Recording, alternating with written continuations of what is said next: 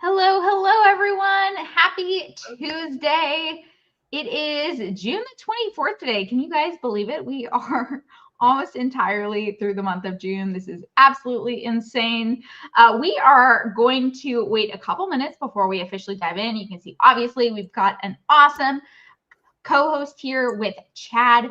So we don't have Julie on today. She has taken the day off. So Chad is going to be diving in just a few minutes to talk about how to invoke mystery into your prescriptive nonfiction writing. And Chad is one of our internal team coaches here. He has been with us now for, oh my goodness, Chad, how many years? Like 5 years now? 6 if you count my year as a contractor, and then 5 as a full-time employee. Yeah, so he has been in the book launchers realm for quite some time. And it was funny because he actually, as he just mentioned, he was a contractor for a while, and he was just so solid, so consistent, so good that we were like, we need to bring this person into our internal team because he is just so great. And he's been here for 5 years. So that's pretty awesome.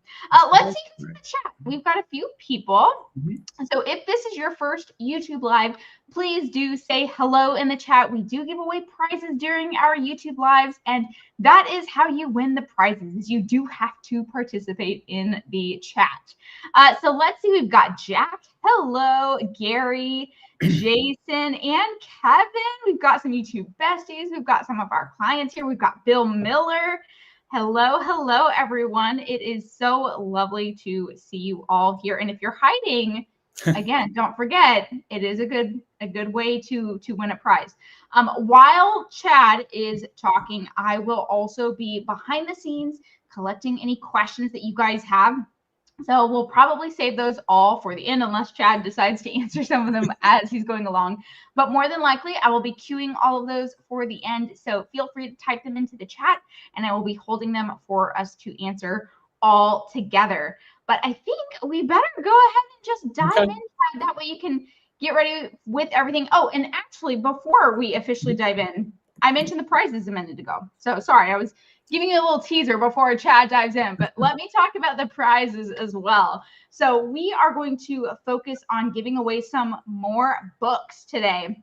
So I still have plenty of Julie's books. If you've never won one of her books before, or if you've never read her books, this would be an excellent opportunity to perhaps win one. We've got Self-Publish and Succeed, as well as Self-Promote and Succeed. I've got some of our clients' books over here. I have, let me see, Financial Epiphany, Live Free and Hike. I've got one of Dale Roberts' books, which is self-publishing for new authors. I've got After the Crash.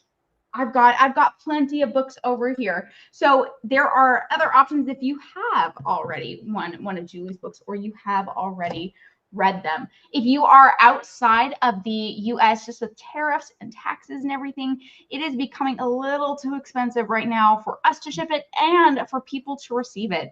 Now they are, a lot of places are charging for the recipient to receive the package, which, you know, that's not necessarily the most fun. So if you are outside of the US, we will get you a digital copy of one of Julie's books for our winners. But that is all for right now. I'm going to go off stage. I'm going to hand the mic over to Chad so he can dive in. And I think, Chad, are you able to put your PowerPoint on the screen, or do you need me to? I can do it. You are? Okay, awesome. All right, guys. Well, it's lovely to see you. I will be in the chat, so feel free to post your questions, but I'm going to hand it on over to Chad. All right. Thank you, Angela. And welcome everybody to this YouTube Live. It's actually, we'll talk about this later, but I think it's going to be the last one for the summer. Just going to take a little break, and I'll remind you of that at the end. But so hopefully we can have a lot of fun, go out with a bang, and you can win some prizes and learn a little something. I'm going to go ahead and see if I can add this. There we go, perfectly. So yeah. We're going to talk about how you can use mystery and curiosity in your prescriptive nonfiction. And one of the things that I like to do, you know, I love to help writers, people who aren't writers but are writing a book, kind of learn some of the tricks of telling a story. And I've been, as Angela was mentioning, I've been with Book Launchers for 6 years. I'm also I write crime novels, thrillers, suspense. So I love the sort of bringing those two things together, where you're sort of creating this engine that sort of drives the story. But in prescriptive nonfiction, and I don't even mean, when I say prescriptive nonfiction, I mean, it's sort of a how-to. You have a problem, I have a solution, so I'm going to give you the 10 steps to, be more productive, or increase your performance, whatever it may be.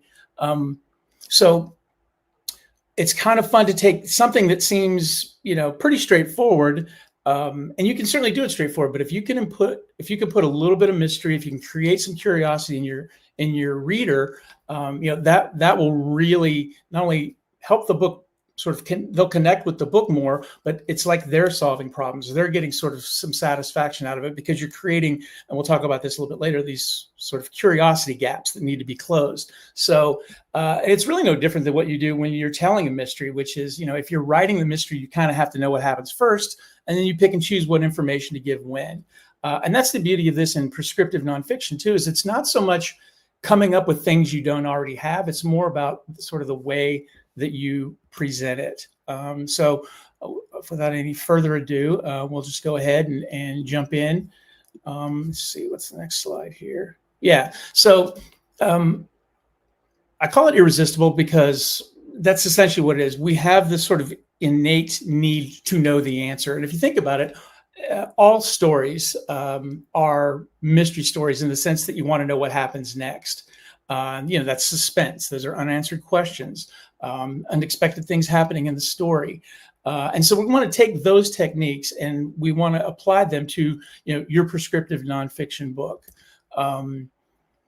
We use stories. We're big on this at Book Launchers. We use stories at the beginning of chapters to hook readers.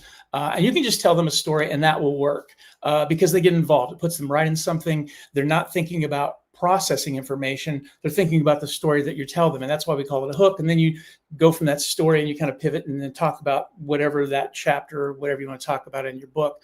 And again, this is a way to kind of take that a step further so that you're telling a story and you're sort of presenting the idea, but you're presenting more than the idea that's going to drive people to kind of go, oh, I got to turn the page. I got to find out what the answer to that is. So, it can be a lot of fun. And the next slide here. You can actually start, you can really start with your title, but you can start doing this in the table of contents. You just start hinting at, the transformation that the reader has kind of come there for, but you don't really give it away. I'll give you some examples in a second. But again, we're trying to create this curiosity, this mystery, even a touch of drama if we have to. So here's some examples. Let's say we're writing a book about performance and productivity, and so we wanted to create some chapter titles for our table of contents, and even in that, we want to start creating those curiosity gaps, those things that the person sees that and goes, something's missing. I want to know more about that. That appeals to me. So this is a book about performance and productivity. And the introduction, we're going to talk about the lobby nap that changed everything, how I failed my way into this book and what it might save you from. So already we're creating this sense of like, well, that's a little different. We're talking about naps. This is supposed to be a performance book. And then, the author failed his way into the book. Again, I want to know more about that. And so if you read through those, I'm not going to read them all to you. But if you kind of read through those, they each kind of do that thing. They set it up and they create a question that the person reading it hopefully goes, I want to know more. A lot of times these are things that are counterintuitive to what conventional wisdom may say. And a lot of times, like I said, it's just sort of leaving things out. This is a great example of they're leaving things out. Like if you look at chapter 2, the true story of how we became addicted to effort and who profits from it. So a lot of open, gaping curiosity holes there. What's another one here that I really liked was the why some people sprint and others sustain and how to switch between those systems. So here they're telling you maybe there's not any one right way to do it. Maybe there's a couple of different ways. So anyway, that's what I mean by even in the table of contents, you can be creating mystery. You could just say, chapter 1 could just be, how to get over burnout. But if you do it this way, it creates a little more tension, creates a little more like, I want to know more about that. So it's just one of those things where you play with it a lot. And you kind of figure out like and this is why it's so important to know your reader, what they're looking for, what their problem is that they need solved, because that'll kind of help you make these decisions on, well, how do I present this in a way that's intriguing and hints at what's there, but doesn't give everything away. Because that's the beauty of not giving it away, is that they want to come and find out. So let's see. Once we get into the book, one of the techniques that you can use is the tease but don't tell. And when you're doing that, basically your goal is to plant a question in the reader's mind, and then they're often chasing that answer, right? So again, like I said, you're creating this curiosity gap that demands to be closed. They want to know the answer. And I have some examples of teasing your audience. But before we get to that, see what I did there? We're going to give away some prizes. I teased the examples, and now you got to wait to see what they are. But again, you're going to get prizes too. So that's a lot of fun. That was good timing, Chad. That was thank you. Perfect. I was very proud of myself for that one. When it just popped into my head when I was doing this presentation, I was like, I should do that. So anyway. That's pretty great. Awesome. Okay. Well, I think, did you have a specific way that you wanted to give away a prize? I mean, I have like a question that I could do. And again, that's, I know this is not about mystery writing and novels per se, but I have, the two kind of tie in. So, and I think everybody at home probably has the internet. So if they don't know, they can always look it up. If you can be the third person to give the correct answer to this question, who is considered the father of the mystery novel?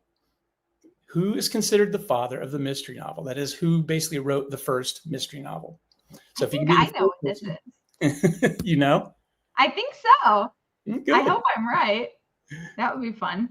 We have a shorter crew today, so we'll see if we get the three, the third one. We may have to see whoever is first. Whoever gets the first, yeah, exactly. I thought more people were coming in. I was like, well, better be safe. But yeah, first is fine too, if anybody knows it. Like I said, I think everyone has the internet, so at the very least they can look it up.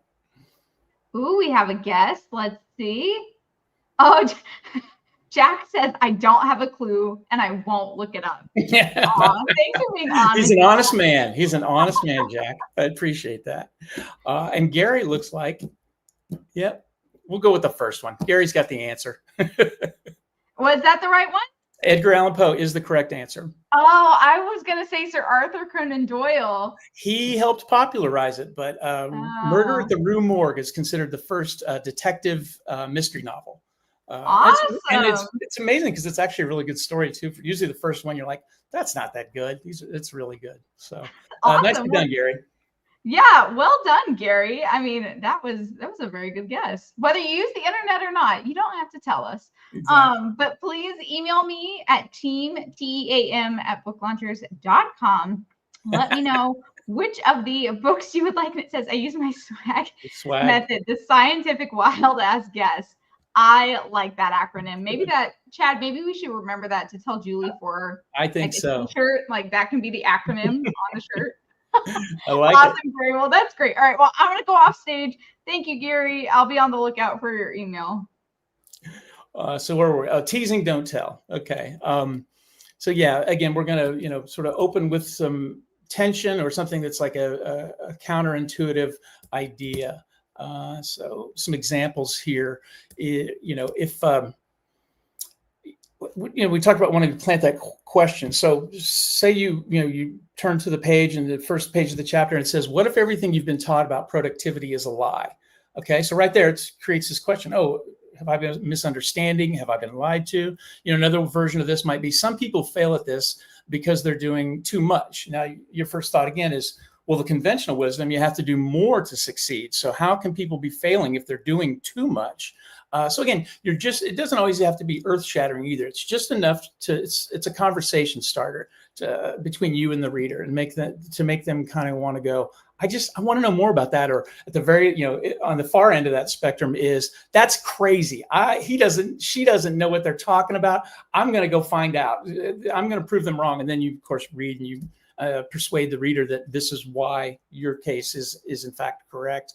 So again, just little ways you can kind of go, I've got this idea, I'm going to throw it out there, but I'm not going to give you the answer. I'm just going to start off with something that's going to maybe surprise you, if not shock you, a little bit.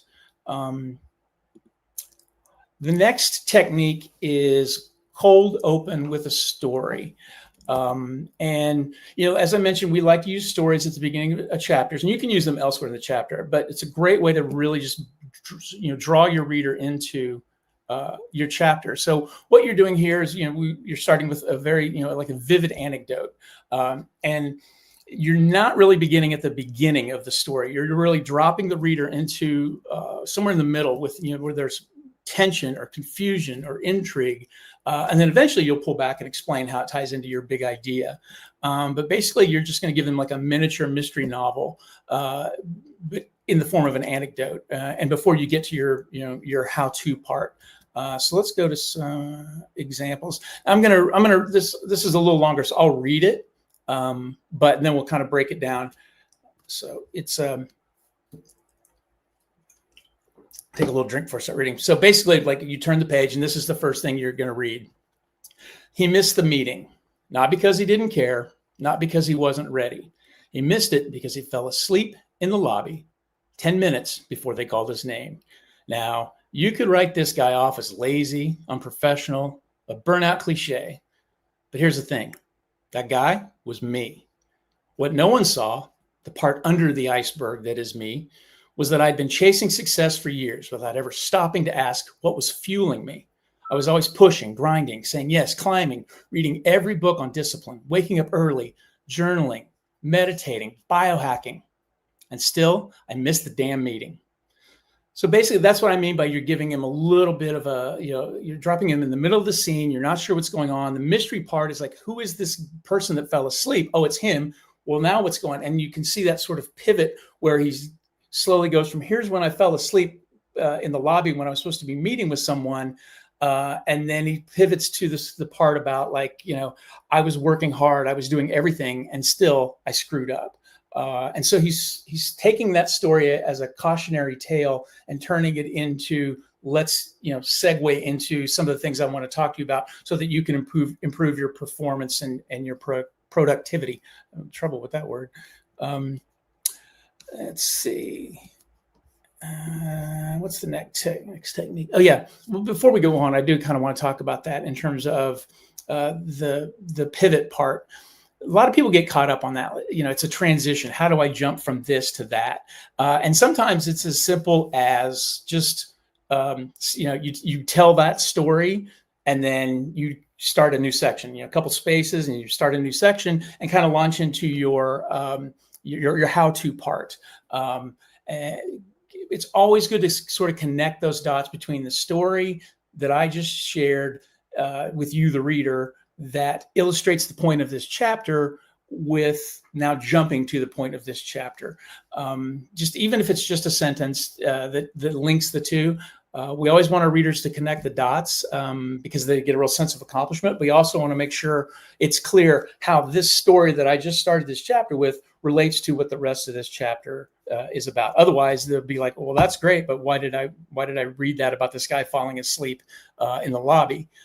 So those are the things to kind of keep in mind. But it's a really effective way to draw people in. It's just like the first words, you're just sticking them right in the middle of a scene, as opposed to starting at the beginning. Well, I had a job interview, and so I went and then I fell asleep in the lobby. It's like, just jump right into it.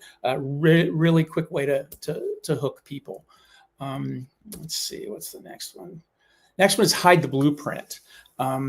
So it's just what it means. You're sort of you're not giving away everything. You're kind of hiding your method. You're not going to reveal your framework or your solution. You're gonna build up to it. One of the best ways to do this is kind of, again, I mentioned cautionary tales. You spend the first part of your chapter helping the reader feel the problem deeply. And what's great about this is they already know the problem. They already feel the problem because they're dealing with it. That's why they bought your book. But again, we're such emotional creatures that if you tap into that feeling that they have of this is a problem that I'm dealing with, they connect with your work. They, oh, you, the author, you know what I'm talking about. So that's the connection that you're looking for. And then they're more willing to not only listen to what your proposed solution is, but to actually take it and implement it. But the first part of this is where you just, you're showing how people got it wrong. You explore some false paths. Like I said, cautionary tales are great. Don't be like this. Don't do what this person did. And then finally, you can come around and then unveil, you get to be the hero and unveil your solution. I think, for this book, we were calling it the lazy genius rule of 3. Like that, that would be, if I were writing this book, that'd be my big thing of, once you learn the lazy genius rule of 3, you'll be more productive without working as hard or something along those lines. But yeah, so if you hide the blueprint, show people failing, stories of people going the wrong way, doing the wrong thing, your reader will go, and again, you don't need like 15 of those examples, but 1 or 2, they'll go, yeah, I get that. I know what that's like. What do you recommend? And so again, they're curious. They want to know how you're going to solve that problem. And then, the next technique are essentially cliffhangers. If you think about like, I don't know if you ever watch, soap operas are a great example. Before they go to commercial, there's always a cliffhanger. What's going to happen next? And again, it kind of hooks the reader and it propels them forward.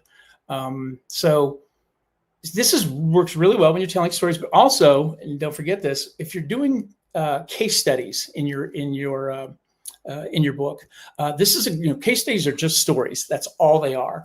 And so this is a good way to kind of like maybe tell half the story, get right to the part where, they're about to, fall off the cliff, as it were, get right to the part where something super intense is happening. And then you stop telling the story and you shift to something else and then you come back to it later.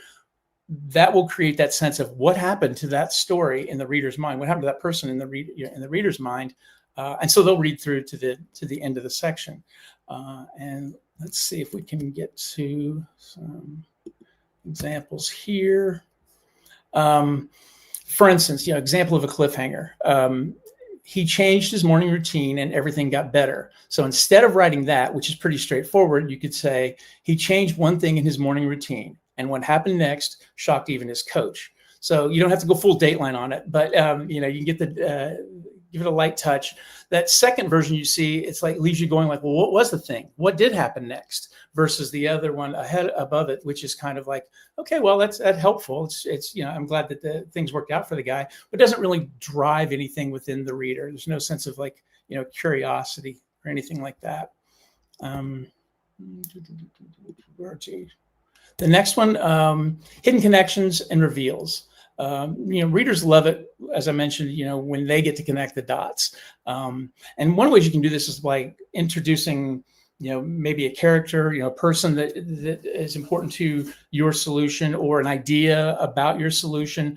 Do that early, and then it kind of disappears for a while in your book. And then you can bring it back with new meaning.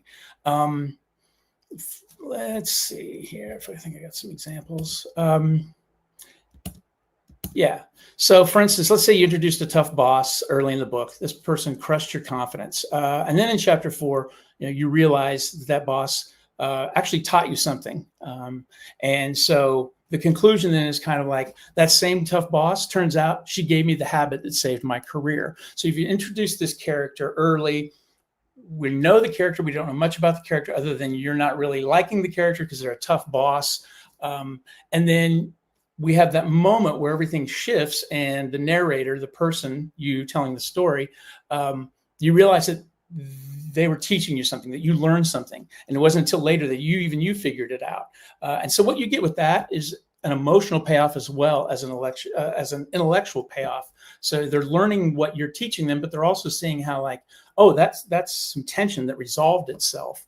And that's something that you can do as you're telling the stories within your prescriptive nonfiction book is, don't just tell the story. Try to find that part where there's a lot of tension or there's a lot of confusion or something. And then build around that. Like, again, the tension here would be between this person and their boss. And so they don't introduce the boss early and then go, but it all worked out because I learned something. No, they wait until a chapter later, or a couple chapters later, to kind of bring that character back, that person back, or an idea, and then show like, oh, something happened because of that. That was good. We didn't think something good was going to come of that. That's a great little twist. And once you do that once, readers will constantly be looking for that because, again, they get to connect the dots on that, and that makes them feel very satisfied. Let's see here. Next, we have like Easter eggs and recurring symbols, and these are pretty straightforward. I don't know if you read or watch, any sort of like, Lord of the Rings, that type of fantasy, any type of sci-fi fantasy like that. They'll always have like, symbols, usually visual or motifs, things like that keep reappearing, keep recurring. And the more they recur, like you start to go, there's some significance here. This represents some sort of deeper idea. So it'll give your book, some weight and sense of mystery. Again, what is that? What does that mean? And just again, we don't want to give it away, but we do want to make sure that we build it, and at some point we do pay that off. Now you're probably saying, Chad, that's great, but I'm not writing a sci-fi fantasy book. How do I do this in prescriptive nonfiction? And we got some examples here for instance, with Easter eggs. Let's say in chapter 1, you mentioned something called the swamp. It's some area where people get bogged down in their professional life. And you can describe it as this mysterious place, but then later in a chapter, you kind of leave it alone, but in a later chapter, you come back to it again. There's always a little distance between some of these things, and you define it, and you basically show them the way out of the swamp. Again, it's something that for a performance book, it would be about their, succeeding in their productivity, but they're mired in the swamp. And so here's the map out of the swamp. Do this, this, and this. Try this, this, and this. That'll get you out. Recurring symbols would also be, like I said, so it would be something that you would, could sort of create. And that's the beauty of this, is it gets to be really fun. But, red thread or shadow figure, locked door. These are things that you could use that keep appearing in your book in different places. Red thread, you could talk about threads woven throughout things, and you can even be very upfront about and overt about it, weaving threads through your story. Like, this is part of the thread, or this thread ties these two ideas together. You can be that on the nose about it. You can be that upfront about it. But again, if these things keep popping up, it makes the reader go, "What? There's some significance to that. What is that?" So that's a great way to kind of keep them interested, keep them moving. Another one is the outcome-based suspense, and this is where you're gonna create some stakes about who succeeds and who fails. You create narrative tension whenever you say, like, not everyone's going to succeed, even if they have the right tools. And so you kind of use this to heighten the stakes and heighten the curiosity. Let's see if I got an example here. Yeah. Again, this is another one of those. It's not so much that you've got to come up with something new. It's just kind of the way that you present it. So instead of saying anyone can do this, you could say this: some people do this and fail, but the ones who succeed, they all share one surprising habit. So again, what's that one surprising habit? We're creating those little curiosity gaps where they want to know what the thing is. So instead of saying anyone can do this, say not everyone can do it, but if you have this one thing, you could be one of the ones to do it. People just, again, they want to know what that answer is, even if they don't go and practice it. It's always a good way to get them to at least engaged with what you're doing. And I think now is another good time to take a little pause and do another prize. Let's see. I am back. I came back from behind the scenes. How do you want to do this prize? I think, again, just the answer is probably good enough. The first person with the answer, not necessarily the second or third, but who is considered the most commercially successful author? Not necessarily mystery author, but commercially successful author of all time. Ooh, I think I might know this one. I actually think I might be right. To the last one. Let's see. We've got a couple extra people. Okay, we've got a guess. No, it's a good guess, but no. Oh. Ooh, Dr. Seuss is good, but no. Okay, so I had two guesses. Jack, I agree with you. I also thought it was J.K. Rowling, so I'm 2 for 2. I am not doing well today. Shakespeare is kind of close, but it's not. He's not considered having sold the most. It's interesting. He hasn't really. He's not considered as having sold the most. This author is considered to have sold 2 billion books over the course of from when this person started writing to today. I'll give you a hint. This person is dead, the Bible was. And the Bible, so Shakespeare and the Bible are have sold more than this person, but it's not considered the same thing because Shakespeare is there are many versions of this, and the Bible is written by more than one person. Agatha Christie is correct. Wow, I was gonna say Stephen King. Yeah, that was my second guess. You just got to realize, Christie's, her books have been around since the 20s, and even though she's dead, the books still sell. So yeah, over 2 billion books worldwide she's sold. So wow, Kevin, you were just a few seconds too late. The prize winner goes to Brett. So Brett, that's awesome. I'm not sure if you've been a prize winner before. If you have, it's been a while. So please email me at team@booklaunchers.com. Let me know what your prize would be. If you'd like me to list out what books I have on hand, I can absolutely do that. But I will also need your mailing address.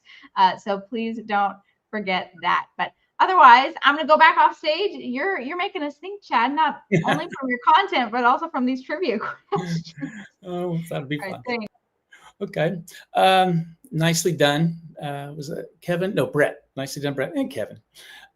So let's see. So anyway, so that's sort of the way, like I said, you turn it from just anyone can do this to create a little tension. Let's see. Next technique is to kind of invite the readers on a quest. So what you're doing here is your book is you're framing it not as advice from on high or from a mentor. You're basically saying, hey, let's go on a journey together. Let's explore this together. Let's investigate this together. Because that's what mystery thrives on, is exploration, is taking the next step. So let's see. Example of this, would be, this is just, together we're going to uncover what's behind this invisible barrier. So you're basically saying, let's do this together. Even just, it doesn't have to be like that. It could be, hey, let's find out together. I didn't believe this would work either until I tried it, or anything, like I said, anything that's, this idea of let's you and I, because again, remember, your book is, even though you hope you have a lot of readers, each reader, when they're reading that book, it is a one-on-one conversation between them and you in their head. So be very, very personal in that regard, us, you and me. And so as opposed to saying, I'm Obi-Wan Kenobi, and here's what you should do. Basically say, hey, I'm just like you, Luke. Let's do this together. Even though, of course, you do know the way because you've been through here before. That's why you've written the book. Let's see. Withholding certainty. And this will be, I think, our last one.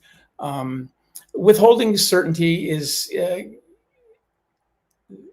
takes a couple times of doing it and of really knowing your readers, what part to withhold, and not solving every mystery and letting things just kind of, not everything gets wrapped up in a neat bow. Sometimes a little ambiguity is enough to really keep people going. And again, you don't want to go too far, because if it's too ambiguous, they're like, I don't get it, I'm lost. But you want them to know that there's some gray areas there, because mystery isn't always about secrets. It's about the place for readers to, to wonder, to reflect, to feel like they're discovering. And that's what we're doing. So if you withhold a little certainty, that goes a long way. Let's show you what I mean. Let's say that we had this concept we call the glow, like we were in the swamp earlier, right? And that's a horrible place. Well, the glow is when you're really working, you're glowing. But it's like, how do I know when I'm in the glow? And so you would basically say, there's this concept, and it doesn't have to be defined perfectly. You'll know it when you feel it. So what you're doing there is, that's even reaches beyond the book, but you're telling your reader, not everything is going to be a checklist. There's this thing and you're going to feel it. And again, you don't have to get all woo-woo about it, because, but this could apply in something like, 10 steps to success in real estate. There are nothing but gray areas and ambiguity in life. And what you do is you find those areas with your topic and how it relates to your reader, and you play with those and you use those. So instead of like, well, I'm going to stay away from that because there's no definitive answer, it's basically saying there is no definitive answer. And that's part of the beauty of this thing. That means that, you get to figure out what the answer is. We tend to really like certainty. We do. And that's why you shouldn't use this a lot. But especially toward the end of the book, it's okay to kind of go, you know what? Not everything is going to get wrapped up neatly. There's going to be some things that really don't resolve themselves, that I can't explain to you. But you'll know when you see it. And again, not a lot of that, but just a dusting of that will go a long way to really engaging people and making them think like, oh, I got to do this. I want to find out. I want to see what that is. So those are the points, basically, how you kind of go through and create that intrigue and whatnot. I just wondered if there were any questions about any of this. I know we kind of went through it. I hope the examples helped. And it's not supposed to be, the main, this is something you do probably after you've written your first draft, you go back and go, because that's how most mysteries are written. How do I go back and, take the story that I told A to B to C, and then how do I mix it up? So I start with B and then go to A and then go to C. But that's usually done on a rewrite. Unless you're somebody really special, like Stephen King or like that, most of them get like, you got to figure out where it's going before you can then break it down and create the mystery, whether it's a story at the beginning or it's the piece that you're going to leave out, or even the ambiguity that you're going to not only admit to, but turn into a positive that gets people going like, oh, okay, not all the questions are going to be answered, but I've got enough that I know the direction that I'm going. So anyway, I hope this has been helpful. And if there are any questions, we can dig into those now. And if not, that means that hopefully it was good.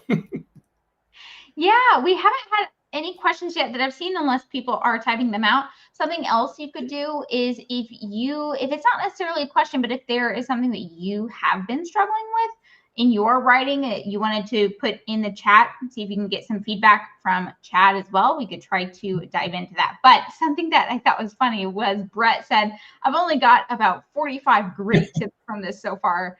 So good. Only 45. So hope your hand hasn't cramped from all the notes you've been taking, Brett. But yeah, while people are putting that in there, if there are any questions, Chad did allude to this earlier.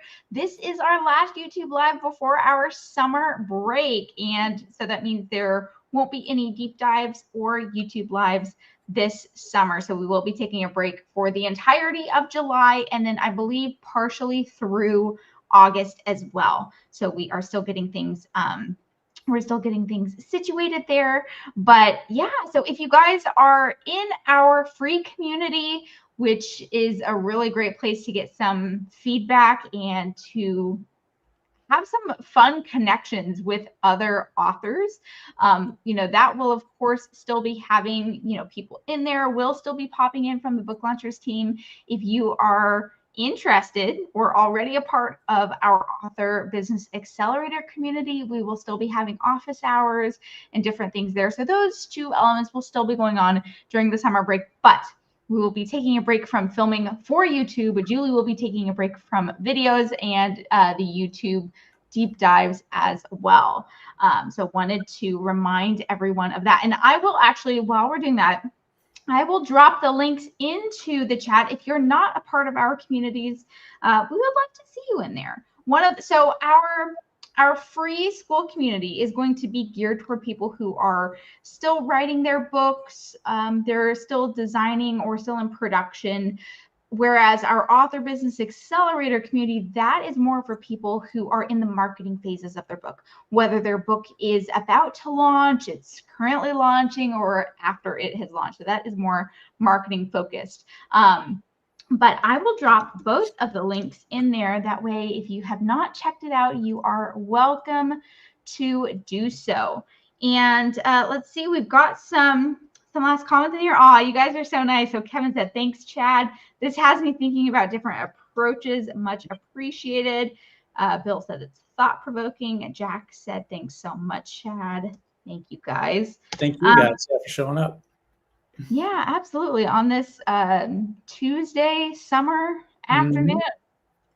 Okay, and I think you have, while I'm getting these links, I think you had one last prize that we were going to do. We could do a hashtag unless you have another trivia question, which I don't have another trivia question. I only did two. I wasn't sure what the third prize was, how we were going to do that. So that's so fun. You know what? I don't even think we have to do a hashtag. Let's just do, I'm just going to open up our giveaway tool and we're just going to do one that way. So anyone who has commented today on this video will be able to have their name intertwined. So if you've been lurking in the background this whole time and you have not commented, now would be your time to put a plus sign or something into the chat so that your name gets added. And oh, I did not open the right thing.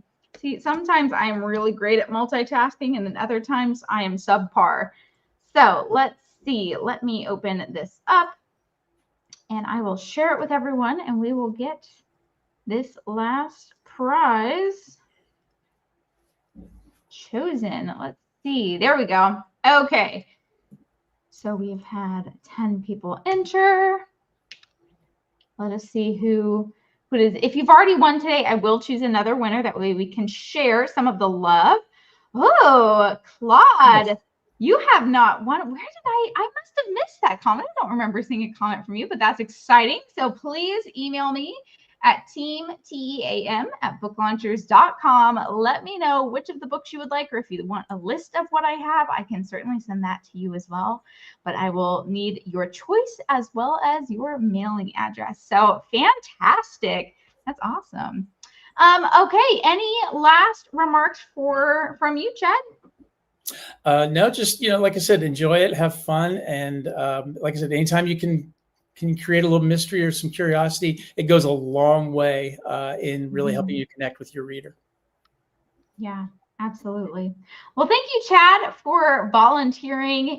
We when we found out that Julie wasn't going to be able to do this, we were also going to have a guest speaker, and that didn't work out, unfortunately. So we put it to the team. All right, guys, who can volunteer or who has an idea for a second guest speaker? And Chad very kindly volunteered. So thank you very much, Chad, for coming in clutch with some really great info. So I hope you guys have a wonderful, wonderful summer. We will see you guys around, or if you're in our communities, you'll be seeing us around all the time. But stay safe, everyone. Stay cool, and we will see you back here soon. Bye everyone.